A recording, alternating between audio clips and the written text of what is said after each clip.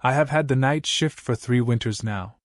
The first one you remember by the small things, the way the fluorescent lights inside the station never quite warm, the way coffee goes from hot to an ache in your teeth before you notice. You remember the routine because you have to.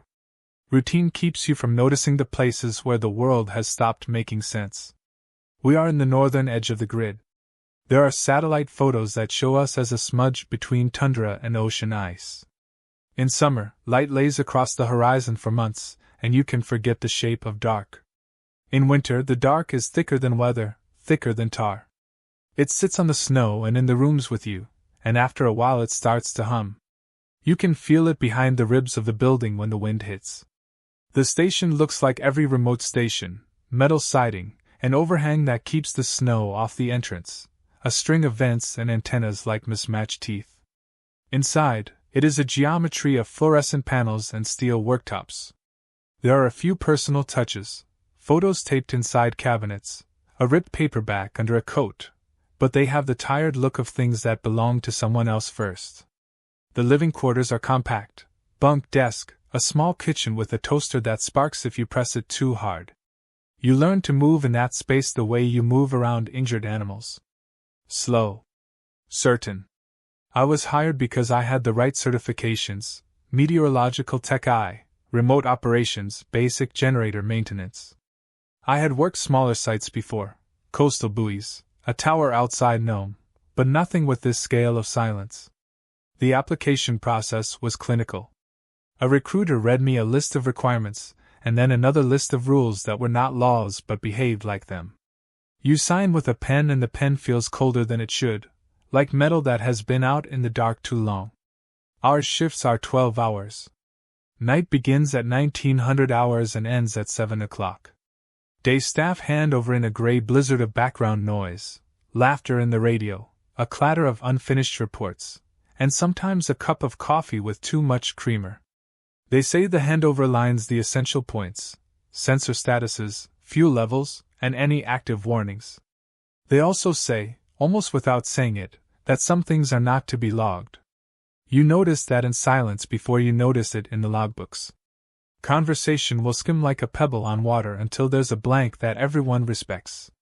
Most of the first weeks dissolve into weather, measuring ambient temperatures, calibrating remote thermistors, replacing broken anemometer cups in -30 Celsius with gloved, numb hands. We cross-check data against satellite feeds and radar blips. We file the daily logs into the regional server. At night you read the raw feeds yourself. They arrive as numbers and as noises: the high-precision sensors that stutter faintly across the screen, the Doppler returns that look like small hurricanes until you remember to apply the filters. There is an economy to it. We are austere because we need to be. You keep what matters and throw the rest into the archive. That is how storms are measured, by reducing them to numbers. It took me exactly 1 month to learn the rhythms. You wake when the generator coughs from cold at 2 o'clock and you pad through the corridors to check fuel lines. You watch the radar when the light on the main console blinks in a sequence you have learned to read as boredom. You make the rounds. You check the instrument huts. You log the air pressure at regular intervals, in millibars, with the reverence of someone reading an old hymn book. You know that the automated buoys are unreliable this time of year. Ice does things to sensors. You learn to trust a sensor less than a human eye. The first strange thing was subtle, small as a pebble in your shoe. A file would not appear on the server where it should. A storm would be nicknamed in internal notes, an operational shorthand used across shifts, and yet there would be no central file.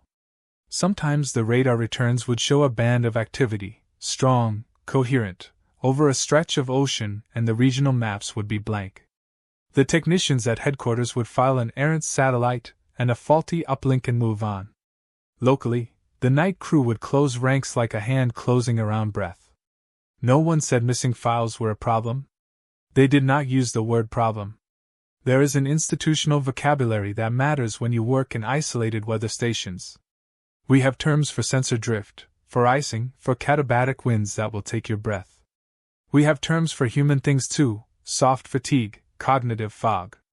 The word anomaly sits at the center of everything, useful and dangerous, a container for things you can still talk about. But these missing storms did not fit our containers. They were holes in the record where you could feel something like a shape pressing back. Maintenance procedures reflect that. You learn to perform the rituals, calibrate, log, secure. For certain systems we have an extra step, an odd little check that no manual mentions. When you notice the missing files, an older technician will show you how to do it with no explanation. You clear a cache, you toggle a hidden bit in the database, you reroute the telemetry into a subdirectory tucked behind a password that is not on any list. That subdirectory has a name that makes no sense, 2 letters and a number, but the act of relegating is not described as censorship. It is management of non-critical returns, he will say. He will say it like a line you repeat in the head to sleep. You learn to ask fewer questions. It is a small concession at first.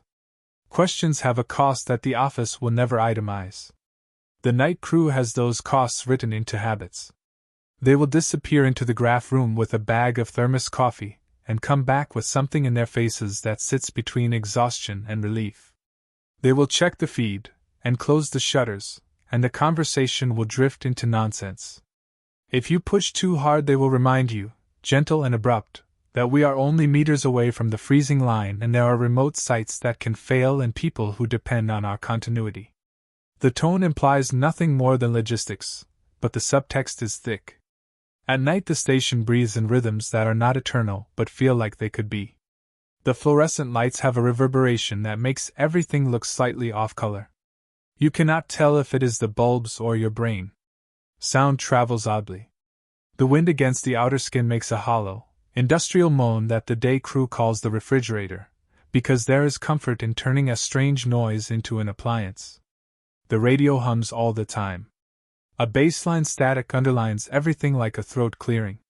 You are told to keep the monitor volume low for the same reason you do not climb up on the roof before a blizzard. Safety. The second month is when you start to notice the timing. Certain storms, calls, if you think in terms of ambulances, arrive in waves that are wrong for the season. Systems indicate pressure drops and radar returns during hours when synthetics say there should be none. They appear, linger for a compressed period, and then vanish from the public feeds as if they had never been. Locally, the hard copy logs will have a placeholder in neat handwriting. Event handled. The regional servers will have a blank for that same time stamp. If you cross-reference, you'll see the continuity fracture like a hairline crack. When you point it out, the response is a practiced shrug. Institutional silence is not hostile. It is pragmatic. You become aware of how ritualized the omissions are. There is process around secrecy. A white paper exists that you will never be allowed to read. You are told, once in a hallway, that some data has to be contained for operational integrity, which reads in plain language like, "Trust us." Later you notice a pattern in who gets told what. New hires like you get the technical training and a thin talk about autonomy. Older hands are more elliptical. They will say things, small, almost casual, that carry meanings you can feel even if you do not parse them. "We don't name that one," one of them will say, as if the act of naming could be contagious. At the periphery, there are physical oddities. Instruments will read outside their design range. A temperature sensor calibrated for -40 will report figures that make no sense, numbers that could only be either a broken sensor or an absurd reality. The anemometers will show wind vectors from directions that defy geography. Once, a coastal tide gauge registered a negative slant as if sea level were inverted for a matter of minutes. We note these things.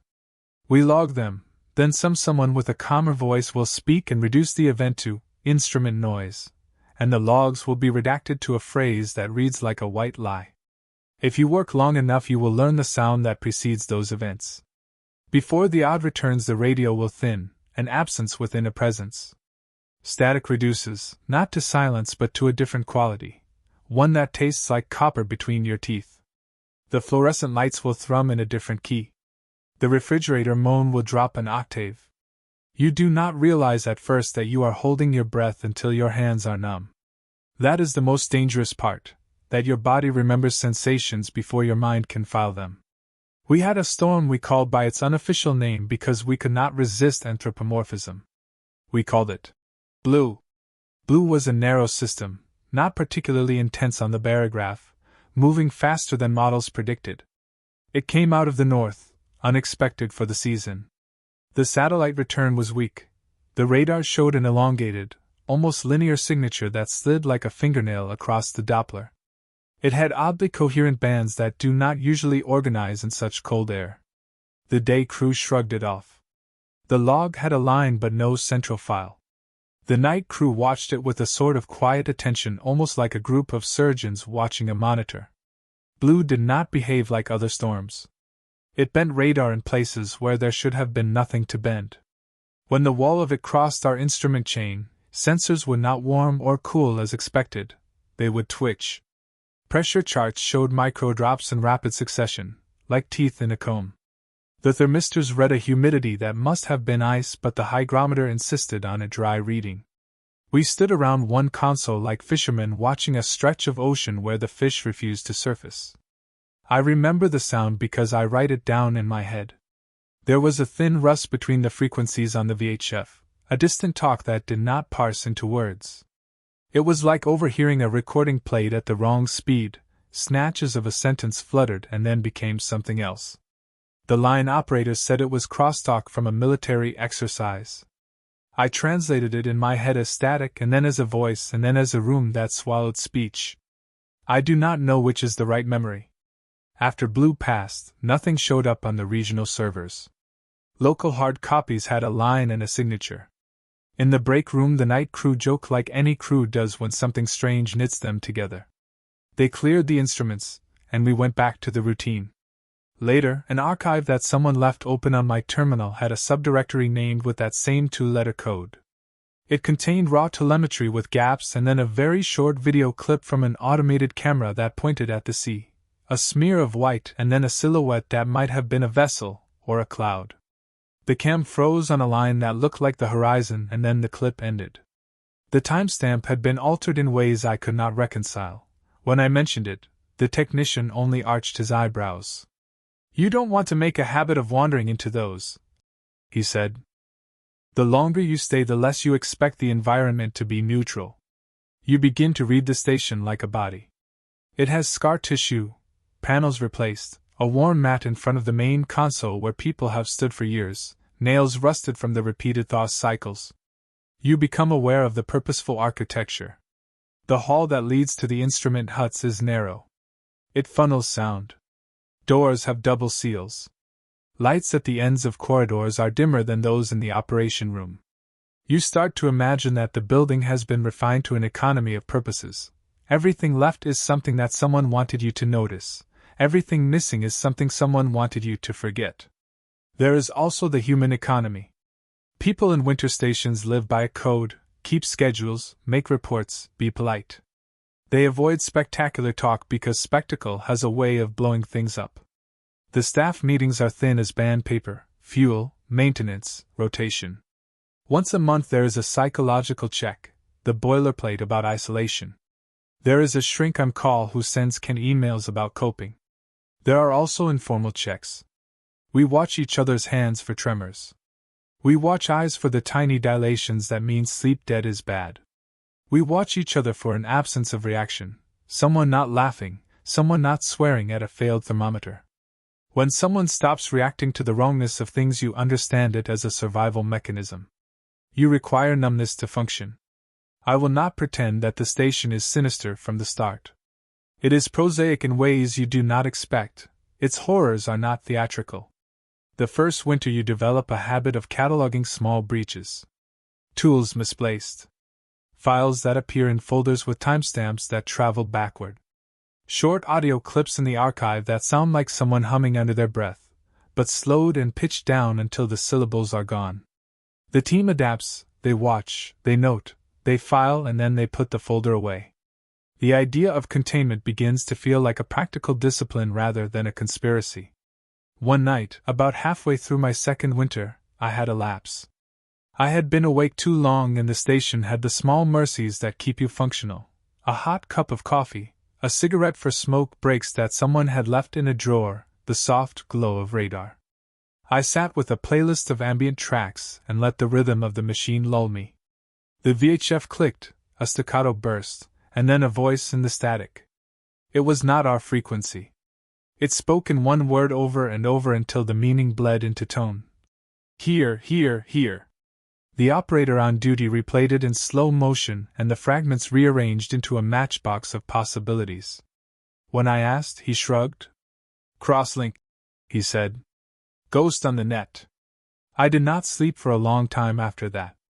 Memory begins to misbehave in isolation. You will find yourself thinking in fragments, a line of a report, the pattern of a storm, rather than in whole sentences. You will discover a habit of checking things twice because your mind will fill in blanks with comfortable lies. Over time, the gaps begin to widen. When you notice them, you first blame fatigue, then you blame the weather, then you blame the instruments. At some point, you stop blaming anything at all and just learn to accommodate the missing pieces. There was an episode where a supply plane was due. The plane did not arrive. The day crew got terse on the line. They alternated between technical language, icing on the runway, wide out at airfield, and an undercurrent that smelled like avoidance. We'll hold fuel at contingency, they said, and that is how they spoke around panic. The plane circled and the feed showed only a smear on radar and then nothing, almost as if it had been peeled from the sky. The internal log had a note. Approach aborted, no contact. On the regional side, the flight went down as a cancelled trip. No cause given. We filed an incident report that disappeared the way things disappear here. One night, someone who had been on that supply run's manifest came into the break room. He moved in the way of a man unclothed by an absence. He left early. No one asked? Those gaps imprint on you in unkind ways. You begin to catalog absent things as if they were physical moles on your skin. A missing file is no longer an administrative error but a cut in your map of reality. You might say out loud, in a tone intended as dark humor, "There's a blank spot on the ocean here." And the reply will land like a stone. "Don't get used to labeling it," someone will say. "It tends to look back." Some procedural rules have teeth. For certain anomalies, there is a protocol that begins with observe, report, contain. Contain, in practice, means the event is quarantined from the public feed. It means the regional server will receive a summary with a code rather than the raw data. Contain means personnel may be reassigned. Witness statements are truncated into neutral phrases. There is always a signature, someone with an acronymic title who signs off. The signature is the incantation that buries the detailed telemetry. It is the administrative equivalent of pressing a hand over a mouth. At first I thought containment was about optics. Keep the public calm. Prevent panic. But the pattern in the station suggests a different calculus. Some events are not merely hidden but actively erased. There are nightly maintenance runs where a senior tech will walk every instrument hut with a soft case and a small tool kit. He will look at the instrument face, record a reading, and then press a button on a handheld console that causes a light on the device to blink and the data log to sync to an encrypted node. It is not the same as routine sync. He will sometimes make a face like someone listening to a recording that tells them something about a person they used to know. He will not explain. One winter night the storm, if you can call it that, arrived without the usual markers. There were no banded returns, no pressure troughs, just a wedge of cold that seemed to arrive on the sensors as a sudden and universal drop. The radar stayed empty. The temperature sensors read a steady decline. Instruments behaved like shutters closing. The station felt like a lung that had been forced to hold breath. Outside, the wind made a sound like a distant machine trying to find a rhythm. Someone on the net joked about polar vortices as if jokes could push the atmosphere's mood back into a shape we could understand. On the console, a small triangle began to flash on a secondary radar, an overlay system none of us had been trained to read. It was not on the main. The overlay is a legacy tool used in older operations, maintained because someone somewhere decided to keep it alive. The triangle was at the edge of our range and moving in on a path that should be geophysically impossible, an interior track across the ice that no known map acknowledged. The senior tech moved to the overlay and grew silent. He toggled a filter that made the triangle stop and then reappear in a different place further out. He checked a paper log and then closed it carefully. His hands were small, the skin bright with cold. He made no comment. We watched something happen in the instruments that night that I have never seen in textbooks. A barometer not only fell but displayed a jagged saw pattern that does not correspond to any known meteorological phenomenon. A hygrometer read a humidity above 100% in sub-zero temperatures. The readout blinked and then reset. The motion sensors recorded footsteps outside the instrument hut, footsteps that did not match any human signature. The environmental cams froze for 2 seconds and 1 frame later showed a smear of white on which, if you had an inclination for fear, you could make out something like a limb or a wake. The senior tech moved through the console room in a way that suggested he had been here before. The containment protocol engaged with an efficiency that felt practiced. Data encoders arrived on a secure link and siphoned the raw feeds into the archive. The log for the event consisted of 1 line. Event at 3:22 hours, contained, NOC code, XQ12. The acronym meant nothing to me then. The signature at the bottom was someone I had never seen. The senior tech closed the terminal and suggested we return to regular watches. "We don't need to create patterns," he said. The phrase hung like a grating, and someone else laughed because laughter is glue in terrible places. What changed after that night was not overt. The people started to move like animals that have noticed an invisible predator. They kept their eyes on procedures as if the procedure itself was a talisman. Meal shifts were staggered. People stopped leaving personal things in open sight. Some staff members started to ask for transfers. Several were granted leave on compassionate grounds, sudden family deaths or health issues that in any other context would be unbearable coincidence. Names changed on the roster. The station looked the way a room looks after a storm. The furniture is still there but the arrangement is unfamiliar. Around that time I found a folder in a locked drawer I had not known was locked. It contained older records. They were not the kinds of files present in the current server. They were paper printouts, typed on machines that talk louder than modern printers. The files had been redacted in precise black bars and stamped with fading ink. There were shorthand notes and margins. CXQ series omit from public feed, witnessed by crew, names removed. There were a few photos, grainy, monochrome images of the sea line with features that might be crane booms or might be arches. The photos were puzzling. They did not match any known topography. The header on the bundle had an institution's name that on paper had authority. A research consortium with funding streams tied to defense contractors and environmental grants. The document smelled faintly of oil and old coffee. It was like a human chest someone had left ajar. I do not like the idea of digging through other people's drawers. It is a rude privilege. But knowledge is a hunger, and the folder fed it. There was an internal memo that hinted at a theory, sparse language stitched with hedged scientific talk. Geoacoustic reflections, atmospheric resonance, vehicles of unknown provenance. The language was careful, like someone going around a truth without stepping on it. It ended with a directive. For the operations perimeter, all anomalous returns within designated bands are to be catalogued and suppressed from public dissemination unless clearance level 03 or higher applies. The directive was signed by someone with initials and an authority mark. It had the finality of a hand closing a drawer. You continue, because you are paid to continue. You calibrate sensors, you file reports, you maintain generators. The boredom and the work are gears that prevent your brain from traveling too far down rabbit holes. But containment begins to feel less like protocol, and more like an organism that consumes memory.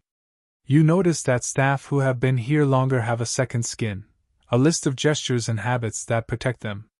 They take the same routes through corridors, they avoid certain windows, they never stand still when the wind picks up. There is a communal memory that the institution acts to preserve by omission. Memories themselves warp in wedges. I come back to certain nights with pieces like bone fragments, a flash of a smile that did not reach eyes, a hand pressing a button, a radio phrase truncated and replaced by silence.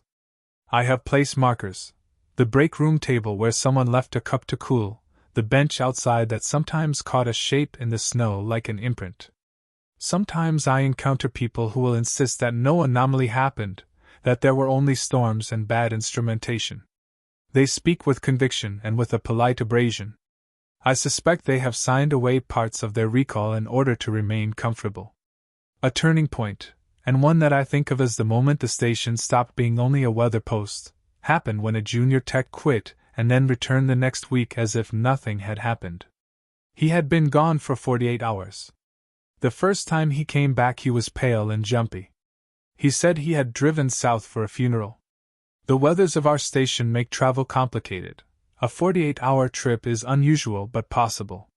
Later that week, he would stand in the hallway and recite instrument error codes until someone interrupted him. In the coffee room he would murmur about a sound that felt like the inside of the sky. He appeared unmoored from time. We gave him a rotation and he left weeks later with tears in the corners of his eyes, and yet he had no family emergency on record. Some things break you internally until the outward life is intact. I began to keep my own small record. Not the official telemetry but a private notebook where I wrote in the first person, in the voice of someone trying to hold a memory steady. I wrote short entries. February 11th blue, triangle on overlay. Chem frame 143 smear. Senior tech sealed feed. February 25th, supply plane, radar smear. Manifest shows cancelled, cruise silent. I wrote because writing makes the world harder to erode. It is a clumsy anchor. I hid the notebook in a place I thought no one would check, the back of a drawer, under a stack of spare gloves. Still, things move in strange ways here. Another tech once said offhand. The drawer keeps its own list. And I wondered if I should have left the notebook in the snow like a message on a drift. I learned that the storms altered perception. This is not a poetic claim. It is something bounded and precise. A human operating near the station during certain events will report time dilation in the forms of the reports. A shift that should take 12 hours unfolds into 11.5 or 13 in personal feeling. A person will recall an event with minor inconsistencies. Someone left the lights on, someone else remembers them off. People's watches will record different times for the same radar blip. The instruments provide a cold, impartial counterpoint to human memory, but in the middle of certain storms even the instruments speak in riddles. That is where the fear sits, the place where your measurements betray you. There was one night I will not unremember.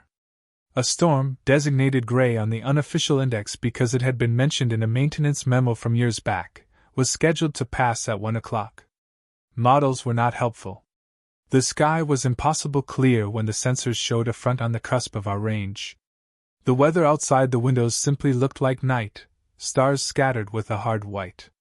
The radar, however, began to draw a ring at the edge of detection, an almost circular formation without radio bands, as if something was running interference. Then the radio changed.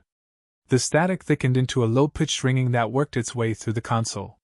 You could feel it in your molars.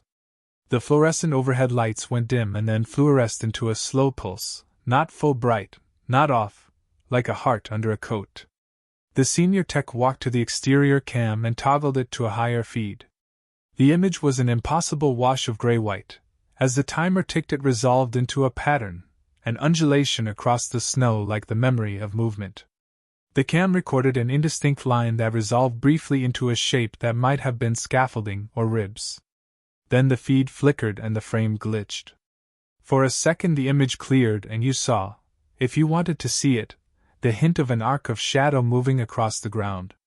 There was no sound, no wind beyond the low ringing, but there was movement, a displacement across the snow's surface like an animal sliding under tablecloth. I remember asking if we should move to safe distance. The senior tech said nothing. He closed the cam feed and toggled the containment protocol. His fingers went white on the console edge. He signed the log with his initials and the same signature slid across the document pad that looked like a tattoo. He then walked to the radio and spoke in a voice you only use for bad weather. All watches hold. Secure external cams. No external checks without supervision. The phrase hammered companions into the station like nails. The night stretched, and we waited. When the storm passed, the external camera showed only a flattened horizon and a smear of melted snow where something you cannot name, had brushed along the surface. The instruments reflected an event but recorded it with broken syntax. The barograph continued to show a saw pattern. The secondary overlay, still alive like a fossil, showed the triangle emblazoned across the region as if a celestial compass had spun. The senior tech printed the logs on paper and placed them into a secured envelope that he slid into the locked drawer where I had later found the earlier records. He did not smile. He did not sleep for the next 8 hours. That morning the day crew took over and acted as if nothing had happened. They scrolled through their own terminal and made small annoyed noises about calibration. They logged the event as non-critical. The regional server contained a short line with a code but no raw file. I pressed the day supervisor for an explanation. He looked at me like someone who had been asked about a family secret. "We don't press," he said. "We keep the system clean." The tone in his voice implied a larger reason.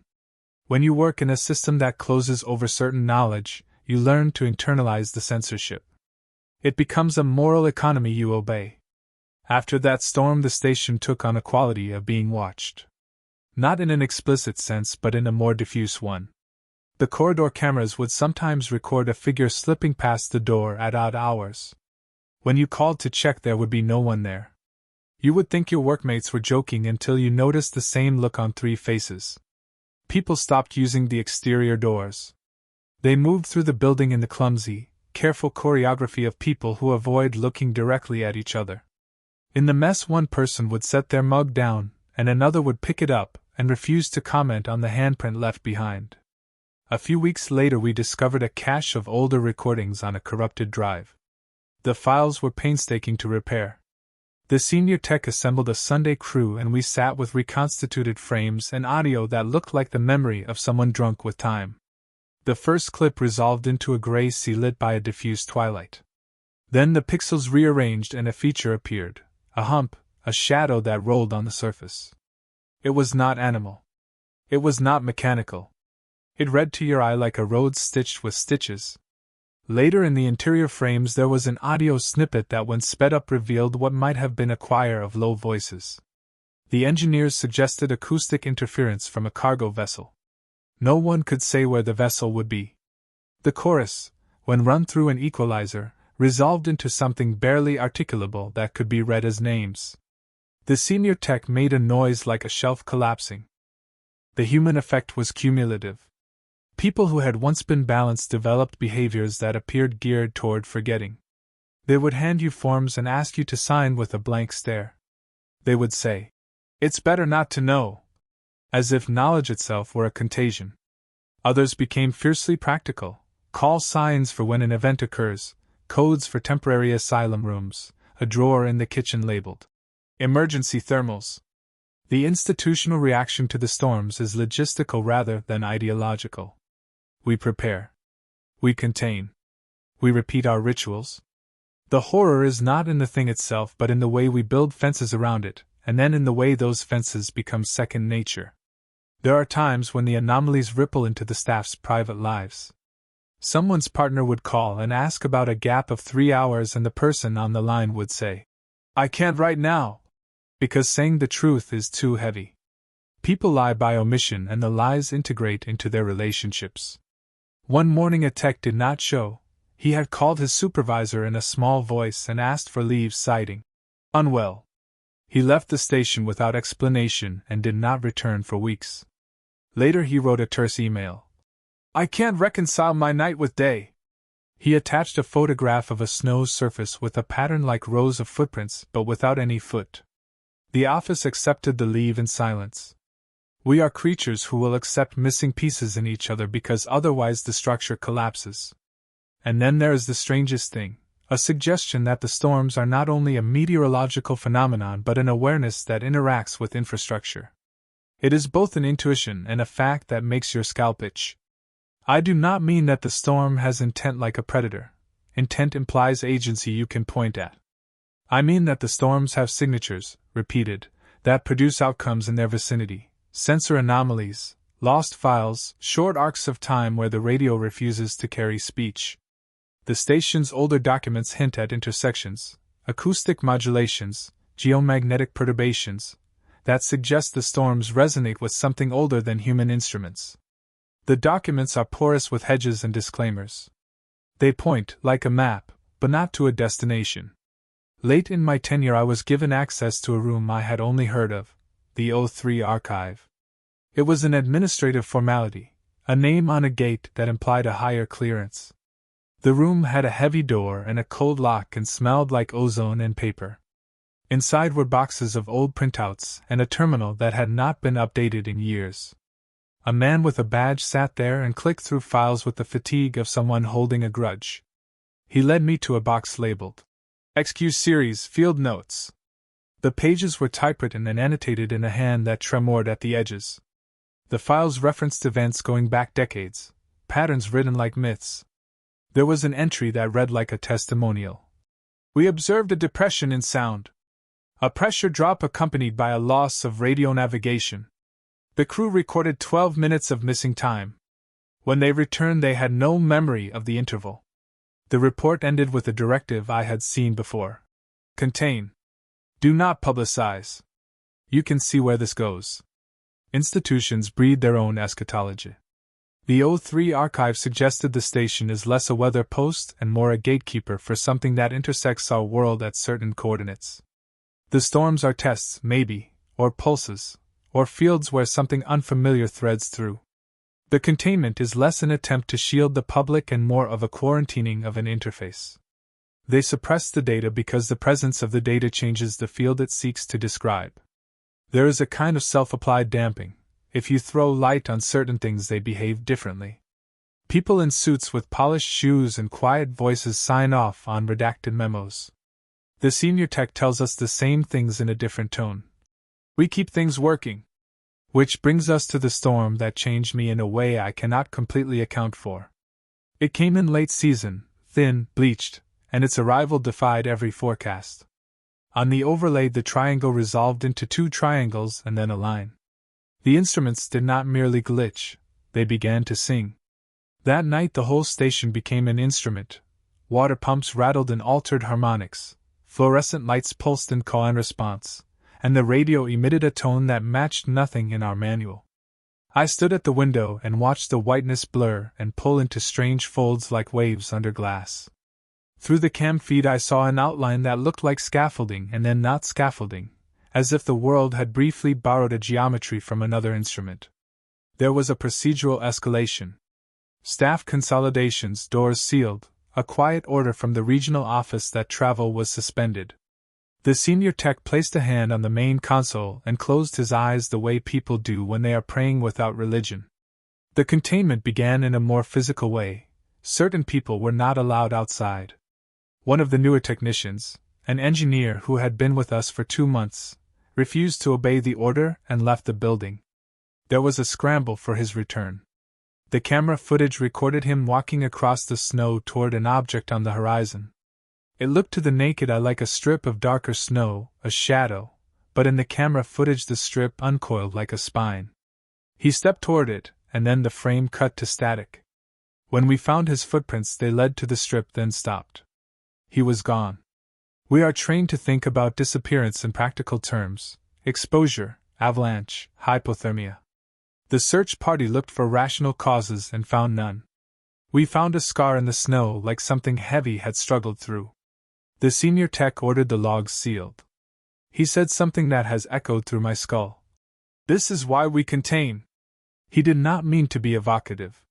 He said it like a statement of fact. He had the look of someone who has seen the pattern enough times to carry its shape in his chest. After that event, the atmosphere of the station became brittle.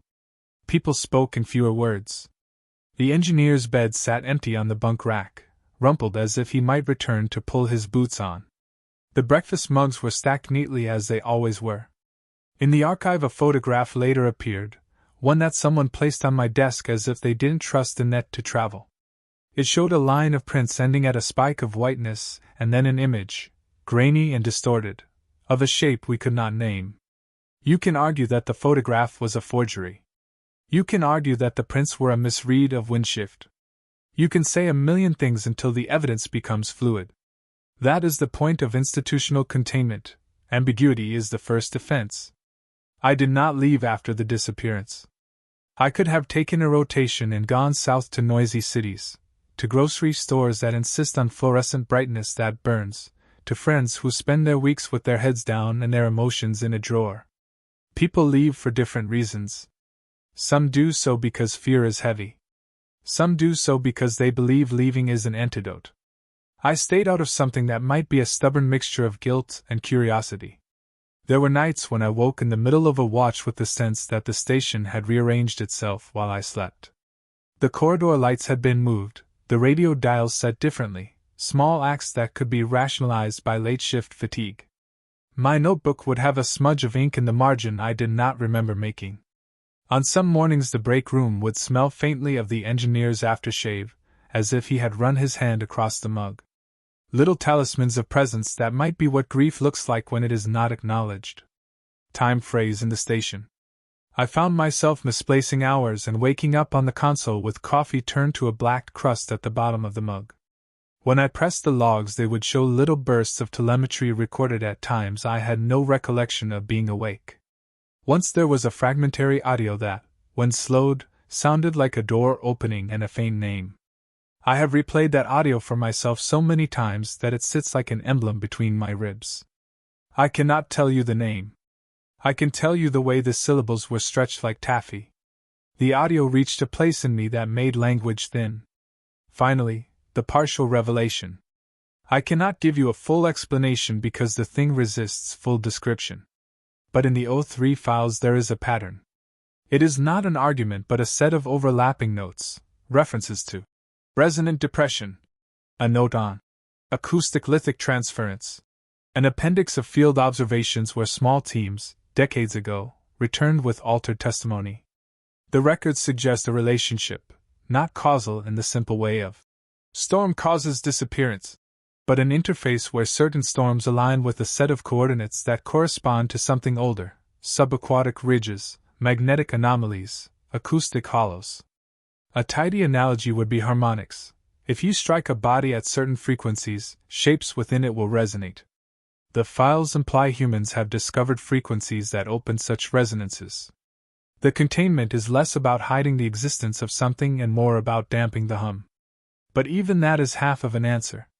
The other half is the reaction of humans to living around the hum. People adapt. They alter their behavior. They become specialists in forgetting. They sign off on memos and keep the bad rows out of public feed.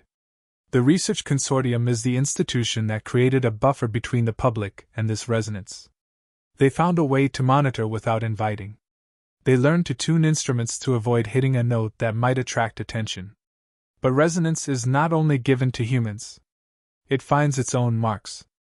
The storms are not only weather, they are part of a system that sometimes permits crossing. I cannot tell you where the engineer went. I can only tell you the way the snow looked after, the way the senior tech closed his eyes and folded his hands in a way that made his knuckles creak. I can tell you how the containment officers behaved, how they would come and go with clipped steps like birds starting and landing. I can tell you the way the station carried on and did what it was made to do, measure, log, file, and occasionally, quietly, sweep certain entries into darkness. When they offered me an option to rotate out to a southern post, I took it for a few days. I drove south to a regional hub with too many lights and people who speak in too much detail about unimportant things. I ate in cafeterias loud as a classroom. For a week my dreams were filled with mundane items, mailing labels, the hum of highways, the smell of diesel, things that acted as medicine. I felt like I had been given a bandage for a wound that would not close. But the pull of the station is not always rational. After a while I found myself writing emails asking for return. There is a gravity to knowing the shape of a place that uses omission as a tool. The station completes you in a way. When I returned the station was quieter. Some staff had moved on. New faces arrived with a particular look that suggested they had been vetted for silence. The rotation continued. The storms continued. The containment continued. Now, in the present, I sit with a file on my terminal labeled with the same two-letter code, the bureaucratic wink, waiting for the night's handover. The fluorescent lights hummed their familiar note, distant manufacturing beats echoed in a way that makes the room feel like a body, and outside the world is a white canvas that sometimes accepts traces of shapes. Something is on the overlay tonight. A thin wedge is moving southward. It is faint, but the instruments are an orchestra of small warnings. I log the basic things: barometer, wind speed, visibility, and perform the rituals I have learned. I do not work in heroics. My job is to be slow and precise and boring. That is the skill you need in a place like this, to make your competence uninteresting because the drama is not yours to hold. I will record this event in the official systems, and I will apply the containment filters with the same detachment as I have applied them before. I will watch the triangle move and I will feel that old internal tug at the base of my skull, the instinct to look, to follow, to index the gap with my own breath. I will resist it. I will press the existing protocols into the console. I will make the same forms into the same envelope in the same locked drawer. I will sign with the same neat strokes. I will go through the motions. After the storm passes, the public servers will contain a line: localized meteorological disturbance, no impact. The station will hold its breath and then exhale. The senior tech will make a cup of coffee, and then check a handful of readings he has taught himself to trust. Someone will ask for a rotation and be granted it. Life will keep its rhythms. But there is a residue. You can carry things in your head like a salt that tastes like memory. Sometimes I wake and cannot tell if I was awake all night, or if I dreamed myself to the end of the watch. I forget the order in which events occurred. I replay things to myself, and the replay may not match logs. The institution will say this is fatigue. The O3 files call it something else. Cognitive slippage. The engineers call it noise. I call it the way an environment that is not neutral draws its architecture across the mind. You will understand if you have been somewhere remote the way the brain echoes. There is a state where you listen for patterns and static because human speech is absent, and the mind will make it. The storms, call them storms or fields, exploit that weakness. They arrive where the world is quiet. They press the right frequencies until someone forgets a name or a time. The containment exists partly to reduce contamination and partly to protect the public, but it also serves us because if too many people know, the interface will begin to behave differently. It will respond to being observed. Entire agencies operate on the presumption that some things are safer if hidden. I have tried to be neutral in my work notes. You cannot remain neutral when things are arranged to be faceless. You cannot be entirely professional when you have seen a man cross wind and vanish, and the snow holds the memory like a bruise. So I write this as a thing I can put somewhere outside the station where someone might read it, and decide something different. Maybe I'm naive to think anything could change. Maybe I am only trying to inoculate myself against the slow wash of erasure. The last line in my private notebook reads simply, "If you read this, check the overlays." I do not know why I wrote that. I suppose in the end it is a compulsion to warn. Institutions bury things in schedules and codes, and the human mind buries things in ritual and handwriting. I have both. I am not heroic. I am practical. I do not believe in monsters with mouths. I believe in fields that change what we can say about a night. I will not dress this in metaphors because the thing that unsettles me is its procedural normality. The station exists to reduce the world to numbers and then to decide which numbers to keep. Those decisions are how we choose to see the world. They are also how we choose to forget it. When the next storm comes, some calls will be routed through the standard network and recorded in full. Others will not reach dispatch. People will note the absences and will learn to live with them. New techs will come with fresh patience and will hesitate at the locked drawers. Old hands will teach them how to toggle the filters and stamp the envelopes and sign the logs. The station will continue its work. The storms will continue to come back like tides. If this script has an end, it is partial. I am here to watch and to log and to contain, and I am leaving traces where I can. The world in the station is cold, precise, and incomplete. It hums with a frequency that makes you check your watch and find the minutes missing. It bends sound, memory, and procedure into a system that insists on both protection and silence. I drive an ambulance at night in another life. There was an image I used as a metaphor once. In that town you approach accidents with a method, check the airway, secure the scene, and cover what you must. Here the ambulance is the station and the calls are storms. Some calls never reach dispatch. Some of them pass through and never touch the servers. The difference between a call that is filed and one that is hidden is a line as thin as ice over a stream. You stand on it because someone has to. You learn to measure in small, careful steps. Tonight, the overlay is a thin wedge. I am going to run the checklist. I will draw a line on the log, sign with the initials I have been assigned, and put the paper in the drawer that keeps its own list. I will switch the cams to passive and I will watch the snow through a grainy feed. I will record the telemetry from my own notebook in a hand that will smudge in a place where no one will find it. I will sleep in the small hours and I will dream of shapes that do not resolve into explanation. If you are listening to this, understand it is a testimony and a warning. The institutional silence exists for reasons that are both practical and impossible to fully disclose. The storms have a geometry that does not belong to our maps. They come and they go. They are not merely weather. They change what we remember. They make small rooms into instrument boxes for something larger than us. They will continue to return.